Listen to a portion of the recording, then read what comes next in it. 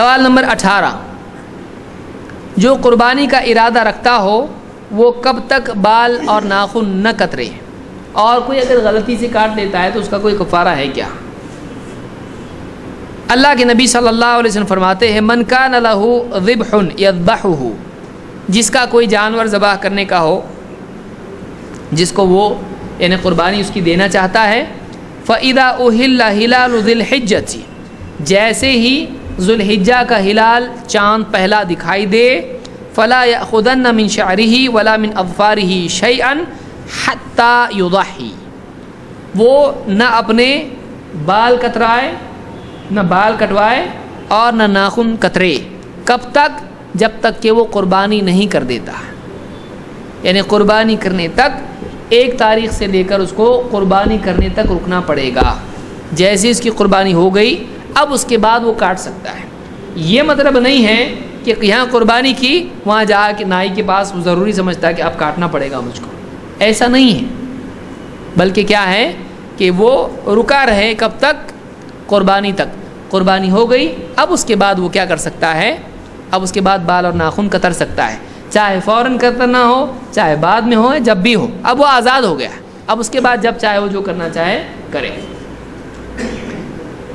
تو اس حدیث کو امام مسلم نے روایت کیا، اس سے معلوم ہوتا ہے کہ ذوالحجہ کے 10 دنوں میں آدمی کو جس کی قربانی ہے اس نے ناخن اور بال نہیں کترنا چاہیے۔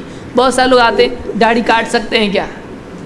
داڑھی، یہاں داڑھی کا کچھ ہے ہی نہیں ہے، داڑھی تو آپ کو سال میں کبھی بھی نہیں کاٹنا ہے۔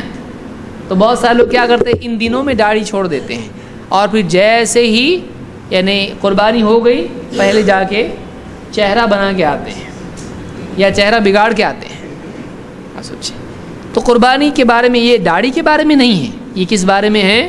یہ سر کے بال کترانا یا اسی طرح سے ناخن کاٹنا۔ تو کوئی آدمی کاٹ سکتا ہے، اگر کوئی آدمی غلطی سے اس سے پہلے یعنی یاد نہیں رہا اس کو بال یا ناخن کتروائے تو کیا ہے، اس پر کوئی کفارہ نہیں ہے، بھول سے اگر کر دے تو کوئی گناہ اس پر نہیں ہے۔ اگر جانتے بوجھتے کرے تو گناہ گار ہوگا، کیونکہ آپ نے کہا نہ کاٹے، تو نبی کے حکم کی مخالفت اس نے کی ہے، تو جانتے بوجھتے اگر کرتا ہے تو وہ گناہ گار ہوگا۔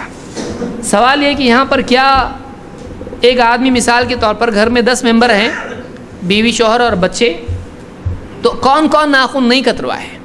صرف شوہر قربانی کرنے والا یا گھر کے سارے لوگ؟ علماء نے کہا کہ جو قربانی کر رہا ہے اس کے لیے حکم ہے، یہ نہیں کہ اس کے سارے گھر والوں کے لیے بھی حکم ہو، کیونکہ آپ نے کس کو خطاب کیا؟ جو قربانی دے رہا ہو، یہ نہیں کہ باقی سارے لوگ گھر کے، بلکہ واقعی جو قربانی کر رہا ہے وہ آدمی بال اور ناخن کاٹنے سے رک جائے۔